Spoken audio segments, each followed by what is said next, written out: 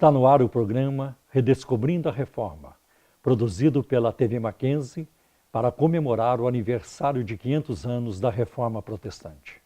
Foi em 31 de outubro de 1517 que Martinho Lutero, segundo muitos historiadores, pregou as suas 95 teses na porta da igreja de Wittenberg, na Alemanha.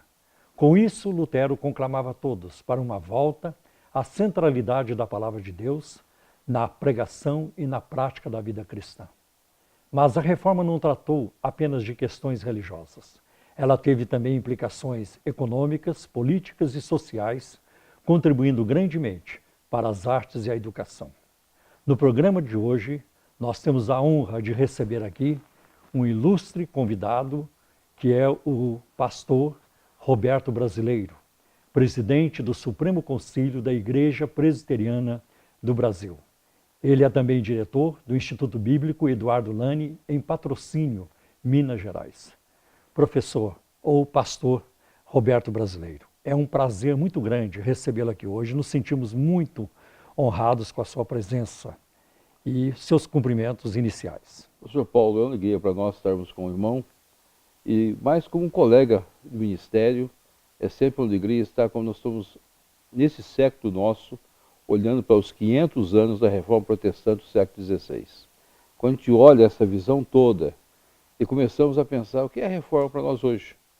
Então, louvo a Deus por estar com você, louvo a Deus por estar participando do programa e louvo a Deus por estar diante da TV Mackenzie nesta hora.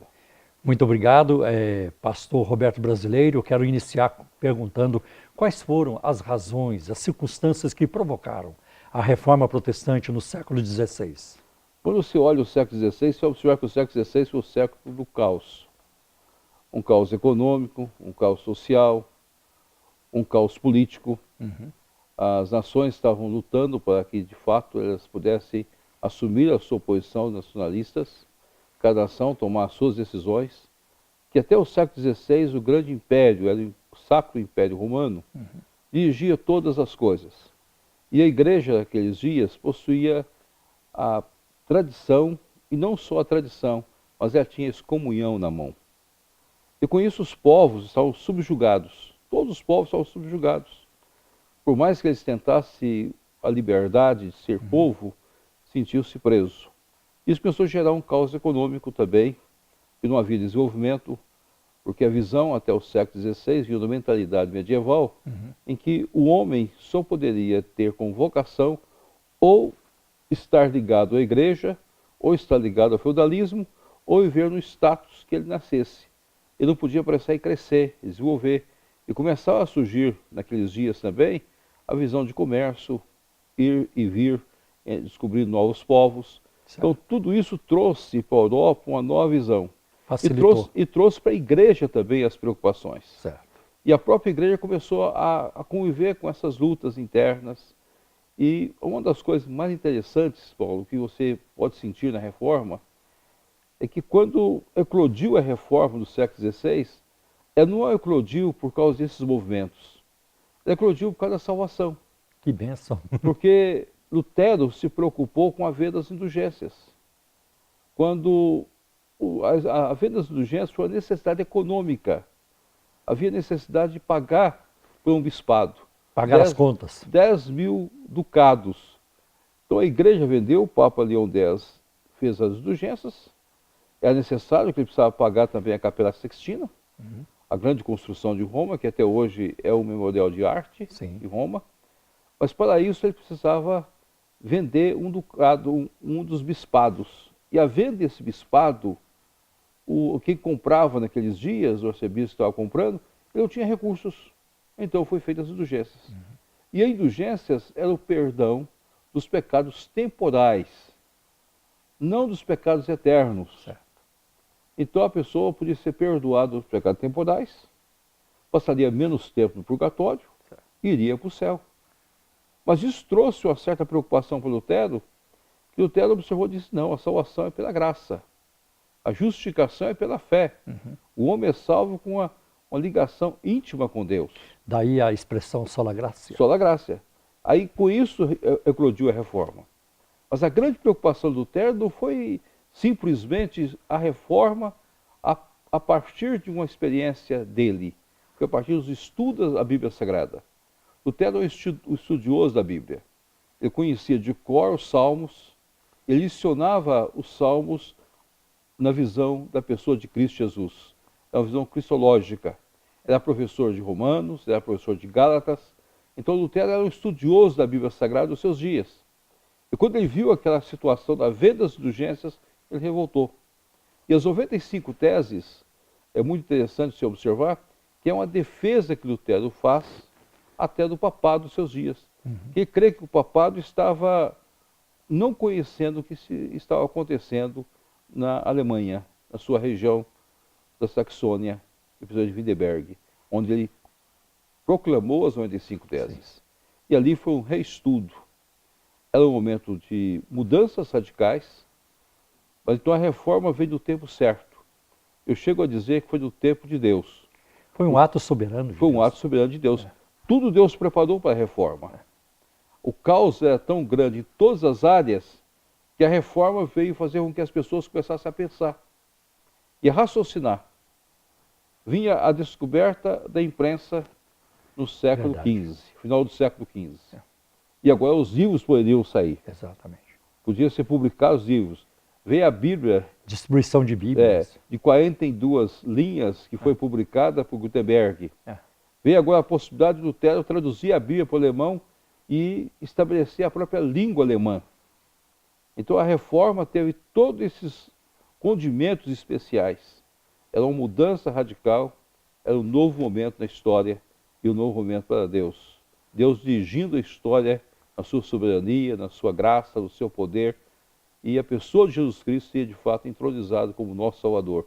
A redenção em Cristo Jesus, o nosso Senhor. Por isso a preeminência da palavra, não pastor Roberto Brasileiro, sola Escritura. Sola Escritura, sola Gracia, sola Fide. Solo Christus. Sola Christus, sola Glória, sola Deo Glória. Por quê? Porque tudo era para Deus.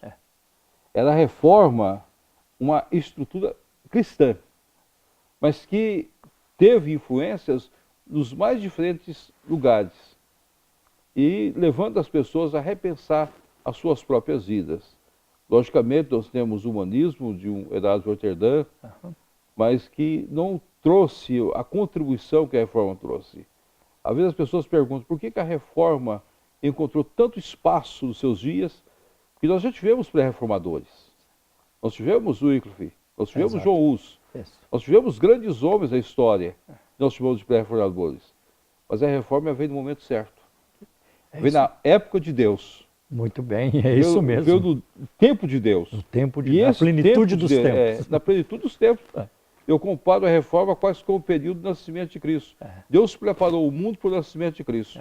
E Deus preparou o mundo do século XVI para a reforma, porque ela eclodiu e ela teve condição de se expandir por todo mundo conhecido naquela época. Pastor Roberto Brasileiro, como a Igreja Católica Romana reagiu à expansão do protestantismo? Essa pergunta o pastor Roberto Brasileiro responderá logo após o intervalo. Continue com a gente.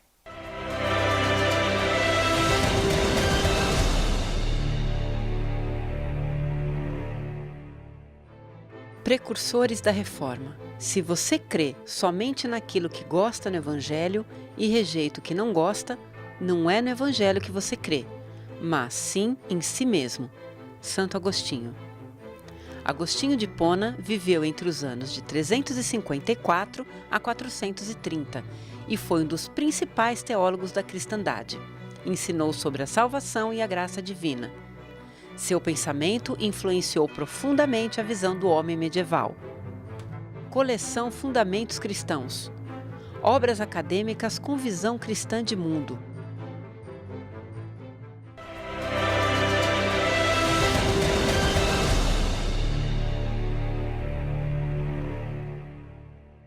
Estamos de volta no programa Redescobrindo a Reforma e repetindo a pergunta que fizemos antes do intervalo. Pastor Roberto Brasileiro, como a Igreja Católica Romana reagiu à expansão do protestantismo? É bom nós entendermos, Paulo, que a Igreja Católica demorou um pouco a entender a reforma. Primeiro, ela tentou fazer com que Lutero recuasse. e através de todos os arranjos políticos da época, principalmente com a Dieta de Worms. Sim. A Dieta de Worms foi o grande momento em que Lutero disse, ó, eu não posso recuar se não for à luz das Escrituras Sagradas. Exato. Naquele momento, Lutero põe um ponto final. Vocês têm que me provar pelas Escrituras que eu estou errado. Momento marcante. Lutero demorou, o próprio Lutero não entendia o que estava se passando em certo sentido. Até que veio anos mais tarde, 1529, a Dieta de Spira, onde os protestantes ali, de fato, afirmaram a sua fé e a sua posição.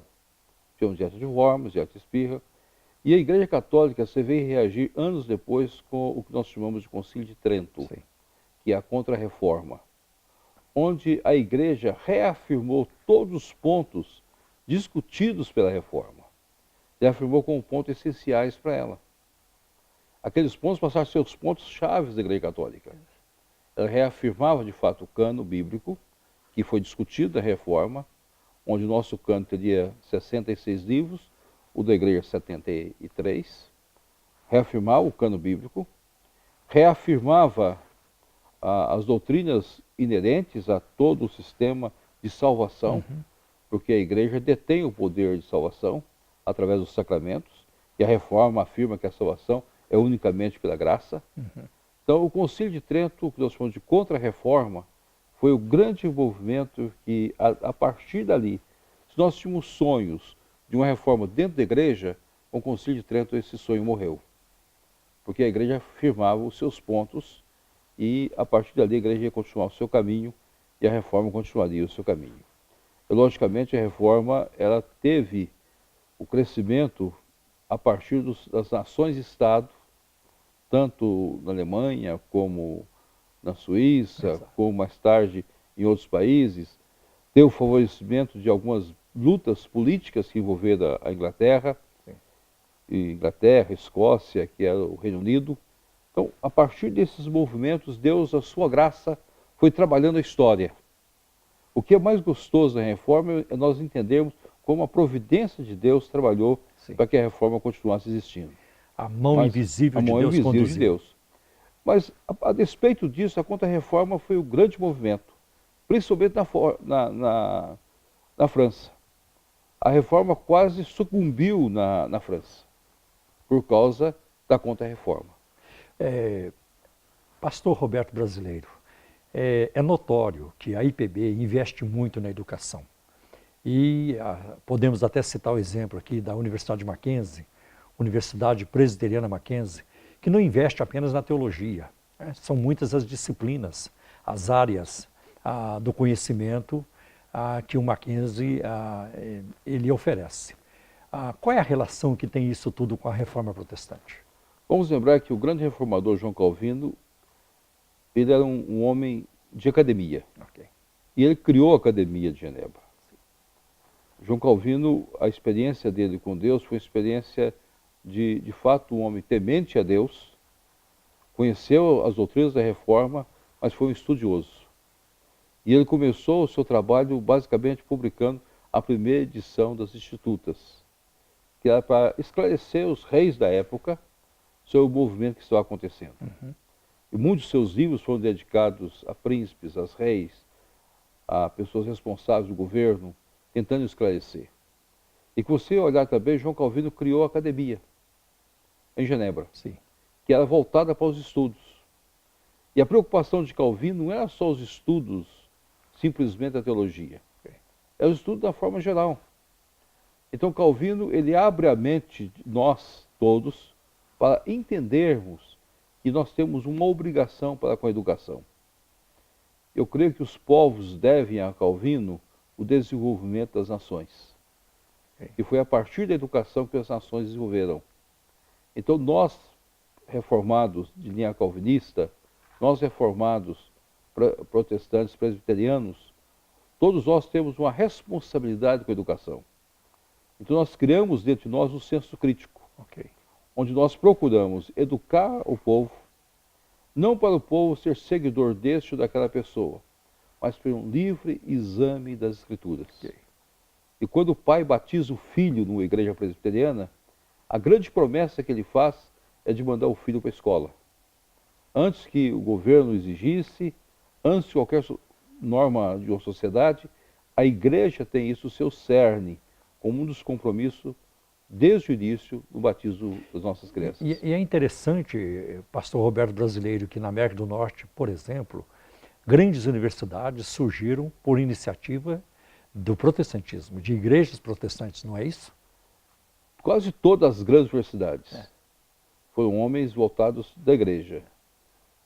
E para nós, no mundo inteiro, nós fundamos universidade aqui, fundamos na Coreia, fundamos no Líbano. Se você olhar o desenvolvimento missionário que esteve principalmente nos Estados Unidos, com o avivamento dos Estados Unidos, nós vamos encontrar que em cada um desses lugares, junto com a igreja, nós estamos fundando escolas e fundando universidades. E essas universidades são todas universidades de ponta hoje. E no Brasil nós temos o Mackenzie, e temos Lavras, temos outros lugares do Brasil, temos um grupo muito grande de escolas espalhadas pelo Brasil. Há uma preocupação nossa com a educação. Mas não só a educação para ensinar a ler e escrever, mas para a formação de um cidadão responsável em todas as áreas do conhecimento. Então, é como se diz, o Mackenzie forma não apenas para a vida profissional, mas para a vida toda. Para a vida toda. Nós queremos formar o cidadão. Então, a nossa preocupação é que o ser humano seja, de fato, um elemento crítico e não seja simplesmente um repetidor de ideias. Professor Roberto Brasileiro, que leitura o pastor faz do protestantismo brasileiro ou dos protestantismos brasileiros? Essa pergunta o pastor Roberto Brasileiro responderá após o intervalo. Fique com a gente, logo em seguida voltaremos.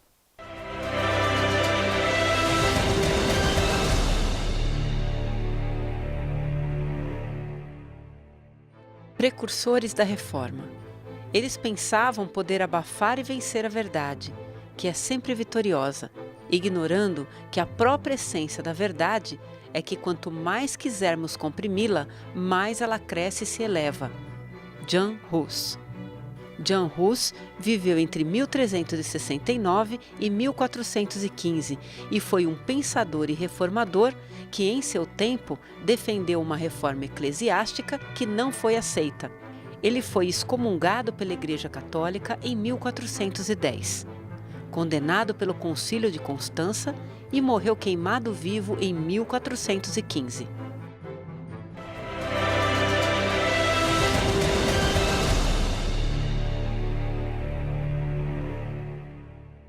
Estamos de volta ao programa Redescobrindo a Reforma e hoje entrevistando o pastor Roberto Brasileiro, presidente do Supremo Concílio da Igreja Presbiteriana do Brasil.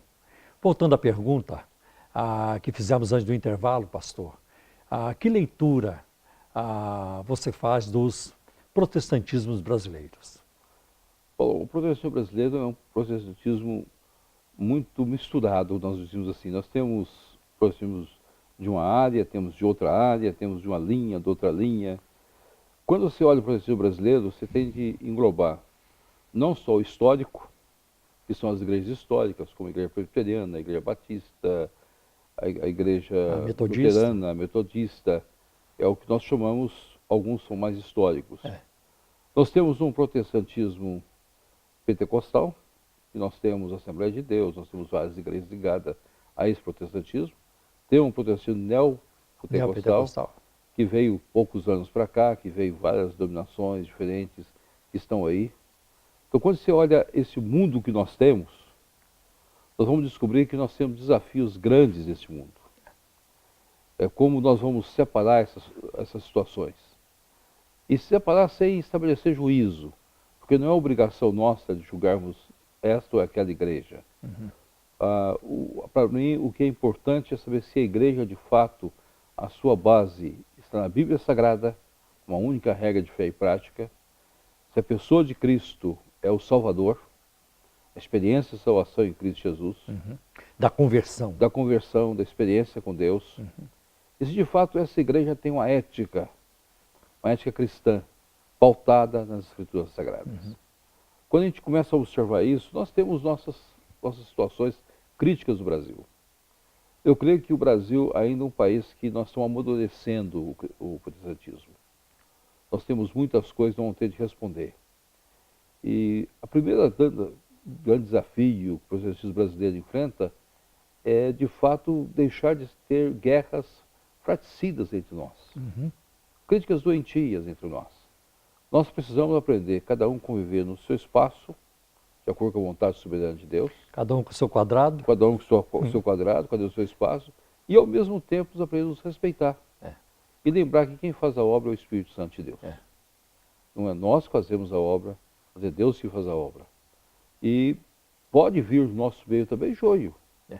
Mas isso Deus, da sua graça, irá separar no tempo dele, na hora dele, no momento dele. E acho que não cabe nem a nós, né, pastor? Não é a função nossa.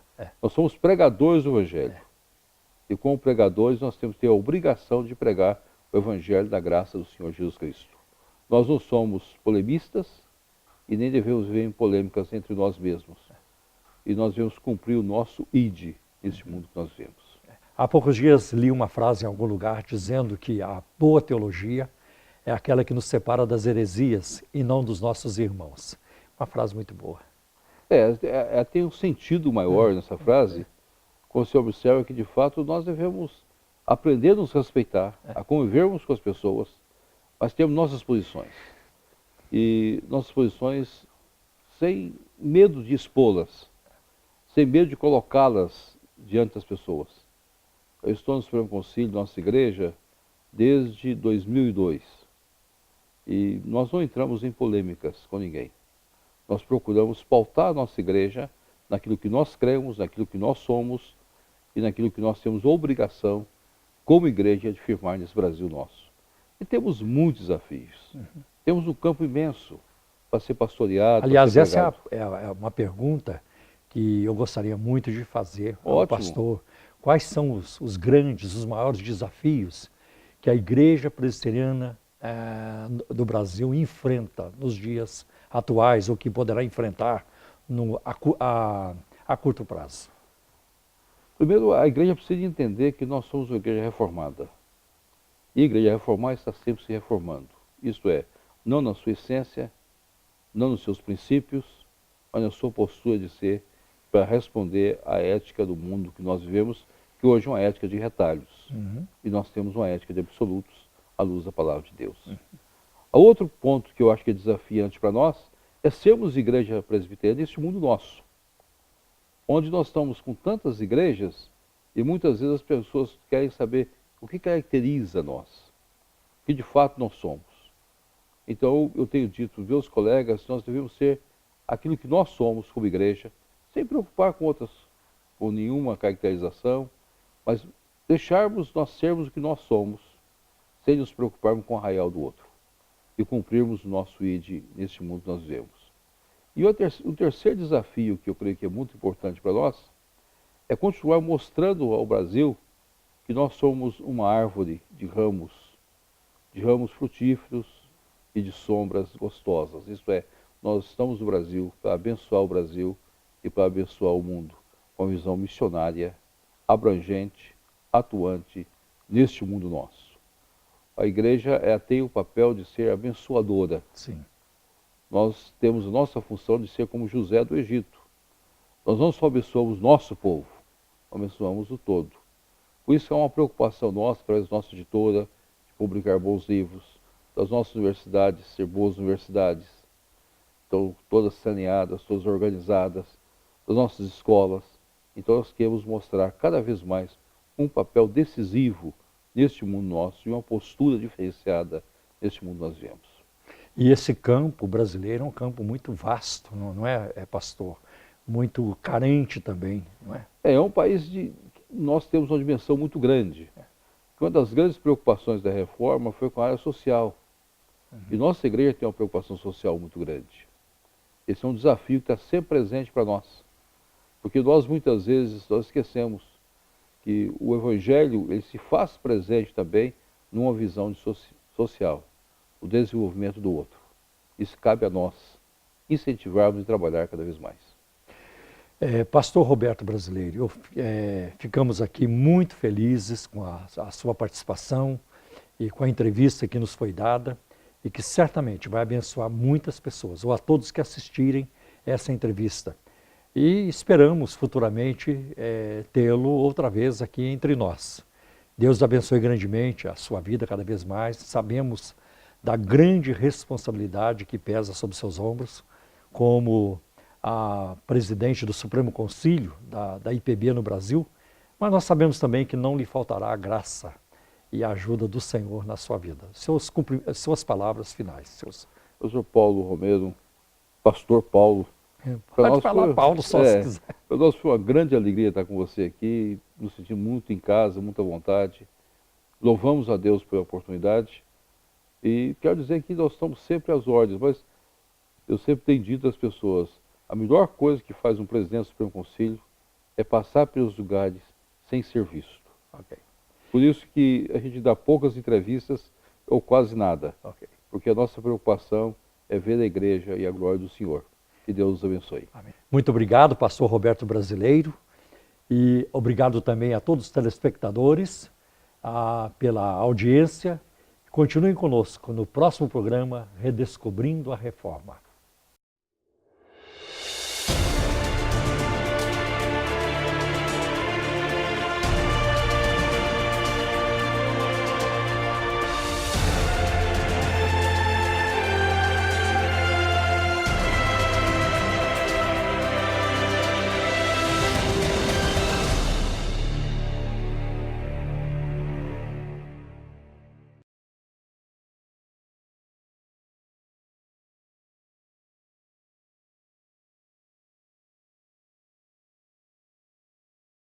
A Reforma em Livros. Cristianismo Reformado, uma história contada por meio da filatelia, de Maurício Melo Menezes.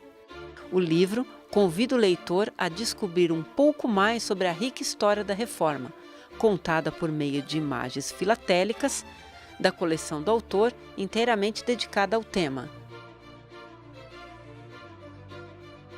Coleção Fundamentos Cristãos. Obras acadêmicas com visão cristã de mundo,